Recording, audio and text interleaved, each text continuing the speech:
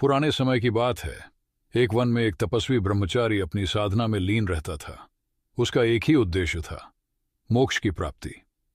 वह दिन रात तपस्या करता, न किसी से बात करता, न ही सांसारिक विषयों में लिप्त होता।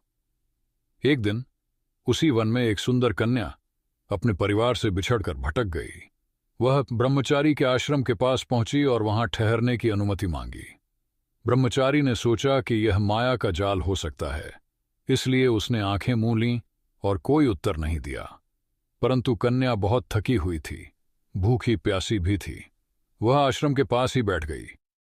उसकी हालत देखकर ब्रह्मचारी का हृदय पिघल गया। उसने उसे आश्रम में प्रवेश करने की अनुमति दी और भोजन पानी की व्यवस्था की। कुछ दिनों में कन्या पूरी तरह स्वस्थ हो गई, लेकिन अब वह वहां से जाने के बजाय ब्रह्मचारी से प्रश्न पूछने लगी। आप इतना तप क्यों करते हैं? क्या संसार की खुशियां आपको आकर्षित नहीं करती? क्या आपने कभी प्रेम का अनुभव नहीं किया?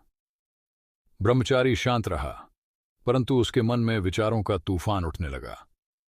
कन्या की सुंदरता, उसकी कोमल वाणी और उसकी सरलता ब्रह्मचारी को विचलित करने लगी।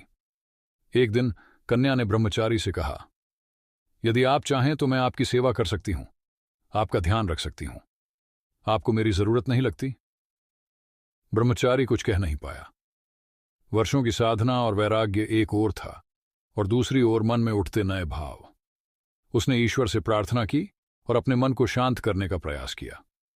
उस रात ब्रह्मचारी ने ध्यान में एक अद्भुत अनुभव किया। उसे आभास हुआ कि यह कन्या स्वयं ईश्वर की परीक्षा थी। वह समझ गया कि जीवन में मोह और माया के आकर्षण से बचना ही असली तपस्या है। सुबह होते ही उसने कन्या से कहा, मुझे क्षमा करें, लेकिन मेरा मार्ग भिन्न है। यह संसार माया का खेल है और मुझे इससे परे जाना है। कन्या मुस्कुराई और अचानक प्रकाश में विलीन हो गई। वह कोई साधारण कन्या नहीं थी, बल्कि स्वयं देवी थीं, जो ब्रह्मचारी की तपस्या की परीक्षा लेने आई थीं। ब्रह्मचारी ने आंखें बंद कीं और ईश्वर का धन्यवाद किया कि उन्होंने उसे मोह के बंधन से बचाया। अब वह और अधिक दृढ़ता से अपनी साधना में लीन हो गया।